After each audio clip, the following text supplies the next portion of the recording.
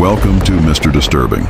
Tonight, we are plunging into the dark heart of the Appalachian Mountains with some truly unsettling true horror stories that will keep you up all night. If you're brave enough, smash that like button and subscribe so you don't miss the next descent into fear. Now, get comfortable, relax. My name is Elias. I am 29 years old. I work as a landscape photographer based in Asheville, North Carolina. I often venture deep into the Appalachian Mountains to capture the ancient light, the moods of the land, the subtle textures that no lens ever fully holds. This trip was not for a client, nor for a magazine. I had been restless through autumn. The days in the city felt too loud, too sharp at their edges. The forest had been calling me again. I could feel it in the cold wind through the window. I chose a stretch of old trail near the Tennessee border, one less walked in late November. The first days were peaceful in their solitude. The mornings were wrapped in soft, low clouds. A gentle mist lingered well after the sun had risen, though its light remained dim. The trail was damp, a soft mosaic of dark earth and crumbling leaves beneath my boots. The air smelled rich, layered with moss, stone, and the faint sweetness of decaying wood. I moved slowly, stopping often to take photographs of the shifting fog, of bare branches against the pale sky. The forest felt timeless. The sound of my own footsteps seemed the only interruption to its breath. No other hikers passed. The world beyond the trees might as well have ceased to exist. Each night I made camp in quiet hollows or beside narrow streams that wove between twisted roots. The cold deepened with each nightfall, and I welcomed it.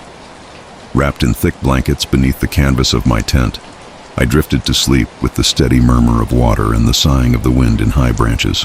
Until one evening, when the wind seemed to still, I had set camp on a narrow shelf of land above a dark ravine.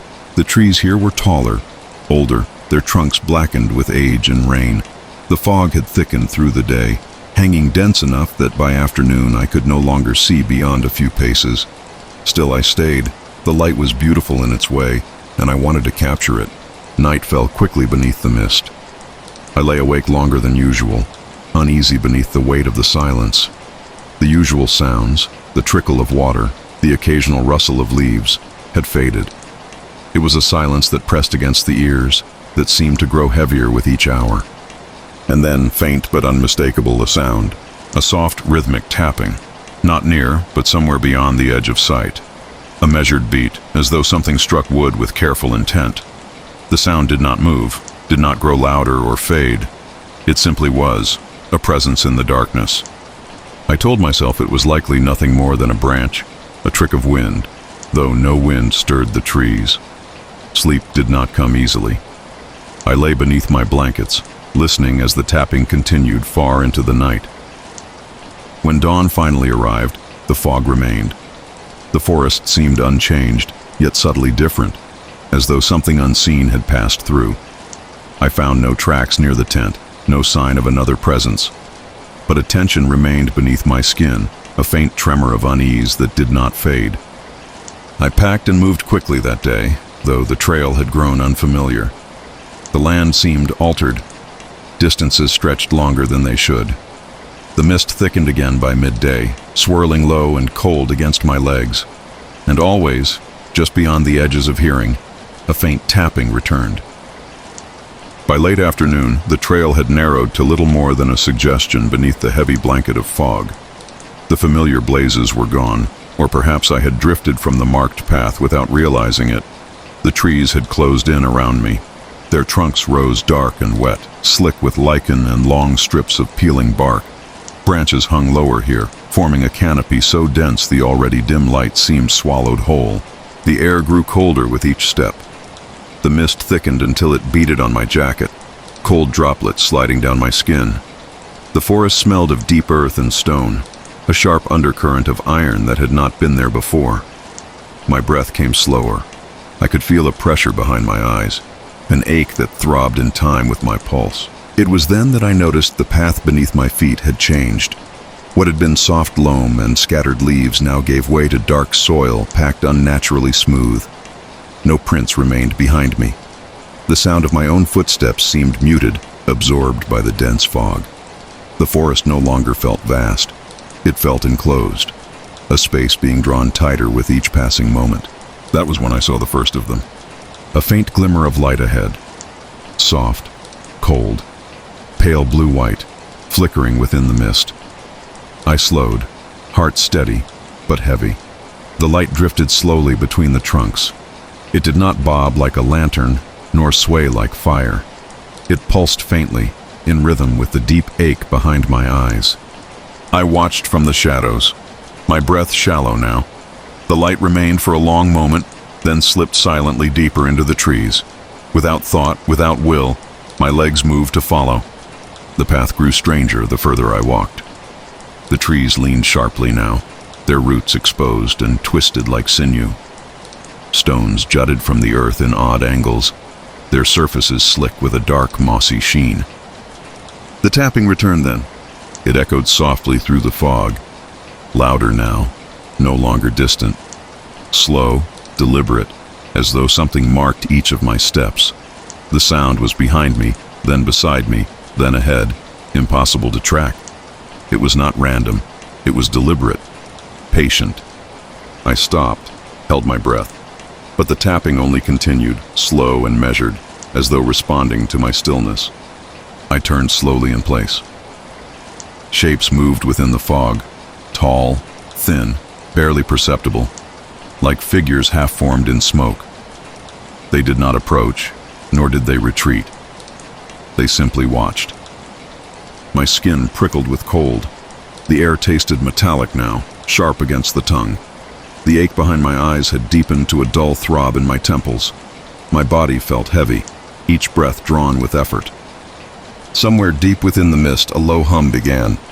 It resonated through the ground beneath my boots, through my bones. A sound without source or direction. It rose and fell in waves, the same slow rhythm as the tapping. I tried to move faster then, to leave whatever space I had wandered into, but each step felt wrong, as though I moved in place. The forest around me no longer shifted with distance. The trunks seemed frozen in their lean.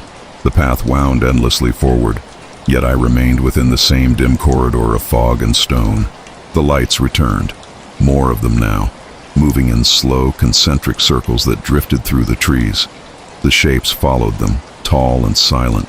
The hum grew deeper. The ache behind my eyes pulsed stronger. And still, beneath it all, the tapping continued, relentless. I do not know how long I walked beneath that oppressive mist. Time had folded in on itself. Minutes became hours, or perhaps only moments repeated. Each step fell into the next without purpose, each breath shallow beneath the weight of the cold air. The hum grew stronger the deeper I moved. It was no longer a sound but a pressure, a vibration that wrapped around each thought. My limbs felt heavier, my hands cold and numb within my gloves. The ground beneath me had grown strange. The soft earth had hardened, slick and smooth, as though worn down by countless unseen feet. Then the trees parted. Without warning, I emerged into an open space. A clearing formed of dark, bare earth.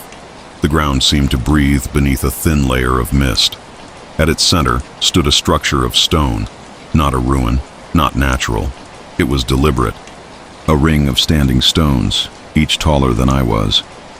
Their surfaces worn smooth by age, dark veins running through them like frozen streams. Symbols traced their faces, shapes I did not know, shapes that seemed to shift when I looked too long. The air within the ring was colder still. My breath hung in heavy clouds, freezing even as it left me. The hum reached a low, resonant pitch that seemed to pulse beneath the earth itself. The tapping was gone now. Replaced by something deeper, a sensation, a presence. I stepped toward the stones. My body did not resist, though my mind screamed to turn back. The shapes within the mist ringed the clearing now, motionless, watching. As I crossed the threshold of the stones, the air changed. My ears popped with the pressure. The light dimmed further, as though the mist itself had thickened to glass.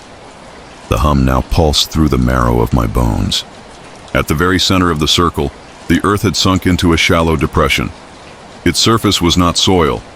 It was something darker, wet, almost liquid, No reflection met my gaze, only depth. The shapes beyond the stones moved then, slowly, swaying in rhythm with the hum. The lights circled overhead in long, slow arcs. A figure emerged from the far side of the circle, taller than the rest, its form more solid, though no features were visible. It moved with a slow, gliding grace, as though the earth bent beneath it. Each step matched the pulse of the hum. When it reached the edge of the depression, it stopped, raised an arm, long, thin, unnatural. The mist thickened around me. My breath caught in my throat. My legs refused to move. The pulse grew louder, deeper. My vision narrowed to that single raised arm. And then, the hum ceased. Silence pressed in, vast and suffocating. The light stilled above. The figure remained motionless. I gasped for air, chest burning. The sudden absence of sound disorienting. I staggered back. One step, another. My boots found the edge of the stones. The mist beyond had shifted. It no longer concealed the shapes. They stood in clear view now, countless, tall and thin, their faces hidden beneath folds of shadowed cloth or flesh. As I stepped beyond the ring, they did not follow. They watched, their heads tilting in unison. I turned, stumbling into the mist beyond. The trail had returned, though faint, twisting, endless. I moved through it without thought. The hum remained faint beneath my feet, as though the earth itself remembered it. At some point, how long I do not know, I reached the old trail. The air was lighter there, the mist thinner, but the forest did not feel the same. The cold remained, the silence deeper than before. When I returned to the cabin, dawn had broken. Weak light filtered through the trees. I could hear birds again, the wind moving through the branches. Yet beneath it all, the hum remains, faint, beneath the earth. And at night, when the fog drifts through the trees, I see them, standing beyond the edge of the clearing, watching, waiting. I do not know if the trail will let me leave. I do not know if it matters anymore.